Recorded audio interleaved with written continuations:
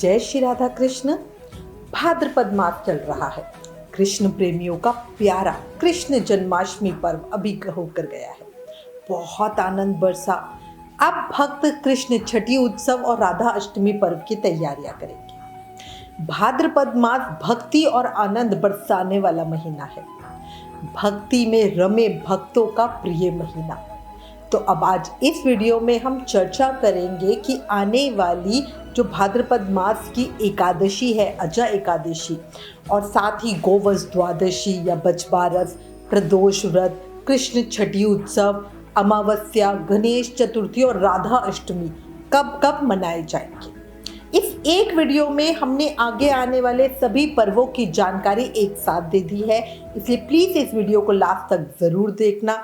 हमें आपके प्यार और सजेशंस की बहुत ज़रूरत है, इसलिए अपना सपोर्ट हमारे साथ बनाए रखें। अगर आप हमसे कोई प्रश्न पूछना चाहते हैं तो हमें टेलीग्राम पे मैसेज करें। आने वाले व्रत त्योहारों का रिमाइंडर, डेली का पांचांग और रोज का राशिफल अपने फोन पर पाने के लिए व्रत लिखकर 9821025751 पर व्हाट्सएप मैसेज करें। वीडियो पसंद आए तो प्लीज लाइक शेयर जरूर करना। चैनल पर नए हो तो अभी जल्दी से चैनल सब्सक्राइब कर दो। चर्चा शुरू करने से पहले एक जयकारा तो बनता है। बोलो बांके बिहारी लाल की जय, मोर मुकुट बंसी वाले की जय, लाडली किशोरी जू की जय।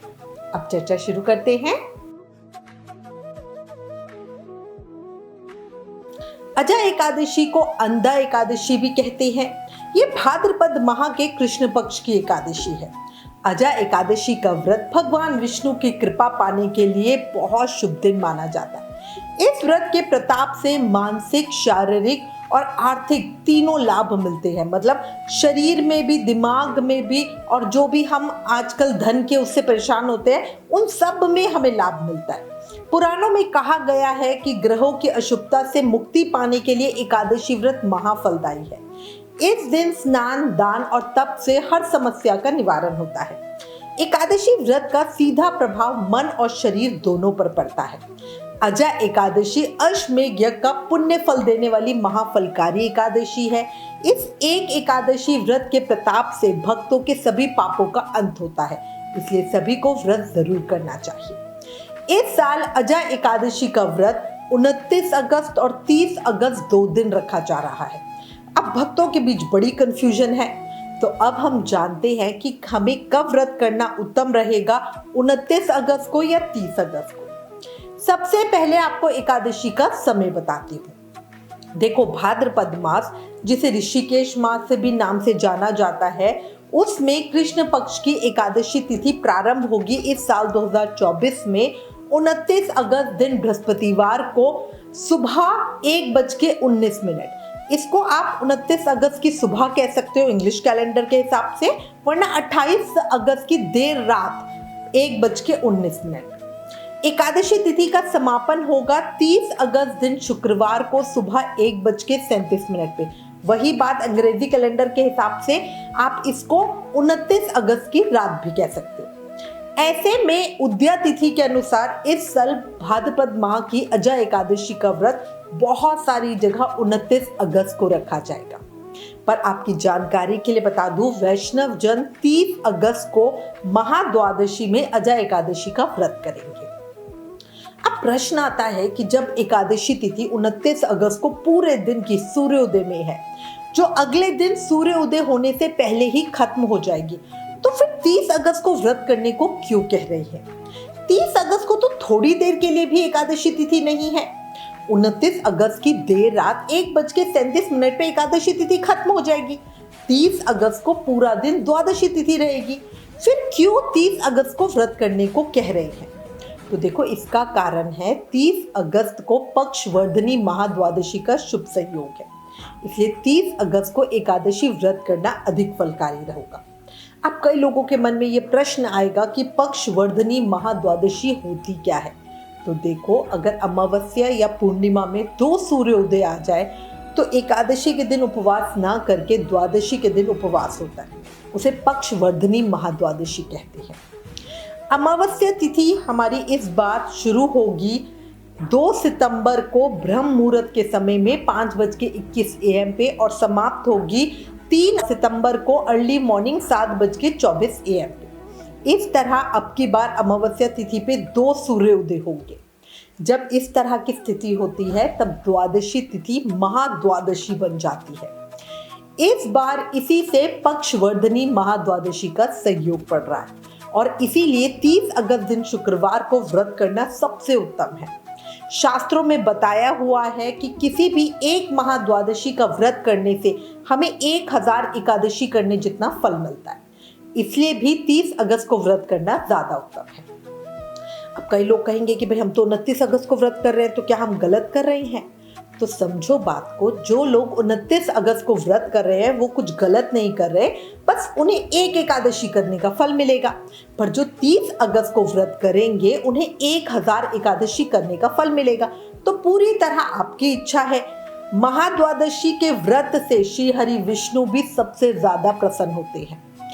इसीलिए मैं ये मानती हूँ कि अपने ठाकुर जी की प्रसन्नता के लिए हमें महाद्वादशी में व्रत करना चाहिए। 29 को दशमी युक्त एकादशी या 30 को द्वादशी युक्त एकादशी नहीं है। 29 को पूरे दिन की एकादशी है। जो लोग दोनों दिन का व्रत कर सकते हैं वो लोग 29 और 30 अगस्त दोनों दिन का व्रत करेंगे और अपने व्रत का पारण 31 अगस्त को करेंगे। पर जो सिर्फ एक ही दिन का व्रत कर सकते हैं वो 30 अगस्त को ही व्रत करें और 29 अगस्त को दशमी माने। इसी में ना हमारे पास बहुत सारे प्रश्न आते हैं। लोग पूछते हैं कि भाई वो 2 दिन का व्रत तो नहीं रख सकते, तो क्या पहले दिन वाली एकादशी पे अन्न खा ले? तो देखो, ये पूरी तरह से आपकी मर्जी है। शास्त्रों के अनुसार जिस दिन हम व्रत करते हैं उस दिन एकादशी के नियमों का पालन करते हैं और उससे पहले के दिन को हम दशमी मानते हैं।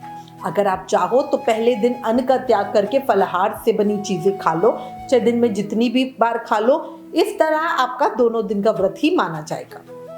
अच्छा, एक और चीज आपकी जानकारी के लिए बता दूं, राधा रमन जी मंदिर वृंदावन में, इस्कॉन में, गौरिया मठ में, निम्बर्क संप्रदाय आदि सभी धार्मिक स्थलों पर एकादशी व्रत का पालन 30 अगस्त दिन शुक्रवार को होगा।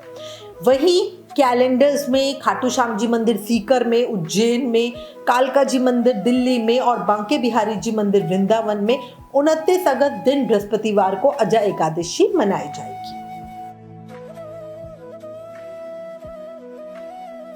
इस बार अजा एकादशी के दिन 29 अगस्त को 2 शुभ योग बन रहे हैं। सुबह से लेकर शाम 6:18 तक सिद्ध योग है। शाम को 4:39 से अगले दिन 30 अगस्त को सुबह 5:58 तक सर्वत सिद्ध योग बनेगा। ये दोनों योग पूजा पाठ के लिए बहुत फलदायी माने जाते हैं। व्रत के दिन सुबह से लेकर शाम को 4:39 तक आद्रा नक्षत्र है। इस तिथि पर भगवान शिव कैलाश पर विराजमान रहेंगे। भगवान विष्णु की पूजा के लिए सूर्योदय के बाद सुबह 5:58 से बहुत सर्वोत्तम मुहूर्त आ रहा है, बहुत अच्छा मुहूर्त आ रहा है। और इस दिन रात में 1:58 से 3:34 तक राहु काल है। इस समय में पूजा ना करें। अब आपको व्रत का पारण समय बताती हूँ। देखो, जो 29 अगस्त को व्रत करेंगे वो अपने अजा या अंधा एकादशी व्रत का पारण यानी व्रत खोलना जो है वो 30 अगस्त को सुबह 7:49 से सुबह 8:31 के बीच करेंगे। 30 अगस्त को हरिवासर समय समाप्त होने का जो समय है वो सुबह 7:39 है। हरिवासर समय होता क्या है? एकादशी तिथि की पहली 1/4 अवधि। हरिवासर समय में हमें अपना व्रत नहीं खोलना चाहिए। इस चीज़ का हमें विशेष ध्यान रखना चाहिए। हरिवासर समय समाप्त होने के बाद ही हमें अपने व्रत को खोलना चाहिए। इसलिए एकादशी व्रत का पारण द्वादशी तिथि में सूर्योदय के बाद और द्वादशी तिथि के समाप्त होने से पहले कर लेना चाहिए। अच्छा, वहीं जो लोग 30 अगस्त को पक्षवर्धनी महाद्वादशी का व्रत करेंगे वो अपने व्रत को 31 अगस्त को खोलेंगे। पारण यानी व्रत खोलने का जो समय होगा वो होगा 31 अगस्त को 5:49 AM से 10:14 AM के बीच का। द्वादशी तिथि 31 अगस्त को सूर्योदय से पहले ही समाप्त हो जाएगी। अच्छा, इसके अलावा जो दोनों दिन का व्रत करें वो क्या करें? तो जो लोग 29 और 30 दोनों दिन का व्रत करेंगे वो अपने व्रत का पारण 31 अगस्त को सुबह 5:49 AM से 10:14 AM के बीच करेंगे। वहीं जो लोग निर्जल व्रत करते हैं वो 29 अगस्त को फलाहार लेकर व्रत करेंगे और 30 अगस्त को निर्जल व्रत करेंगे। जो लोग एकादशी व्रत नहीं करते और एकादशी तिथि पर सिर्फ चावल त्यागने का नियम लेते हैं और इसीलिए वो एकादशी तिथि देखते हैं, वो लोग 29 अगस्त को चावल नहीं खाएंगे। प्रदोष व्रत 31 अगस्त दिन शनिवार को रखा जाएगा। इसे शनि प्रदोष व्रत कहेंगे।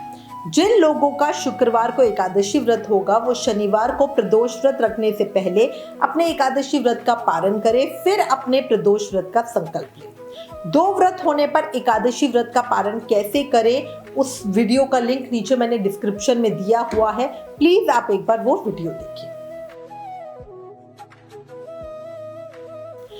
बच बारस पर महिलाएं बच्चों की सेहत के लिए व्रत करती हैं।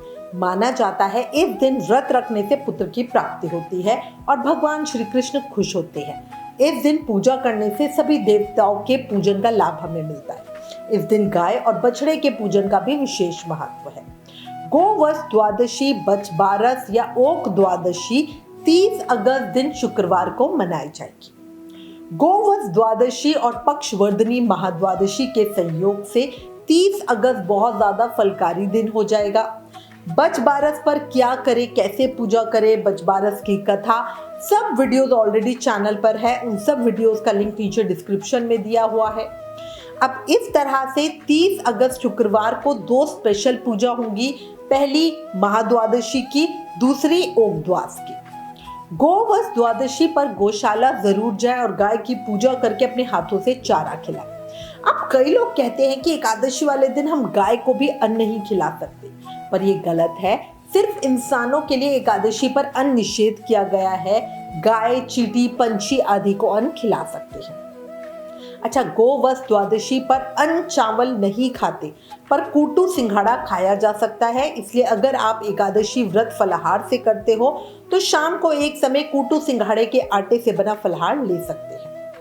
गोवश द्वादशी की पूजा करते हुए 2.5 चना हाथ में लेकर दही के साथ खाने का नियम होता है। ये बच्चों की सलामती के लिए होता है, पर इस बार हम ये नियम नहीं करेंगे।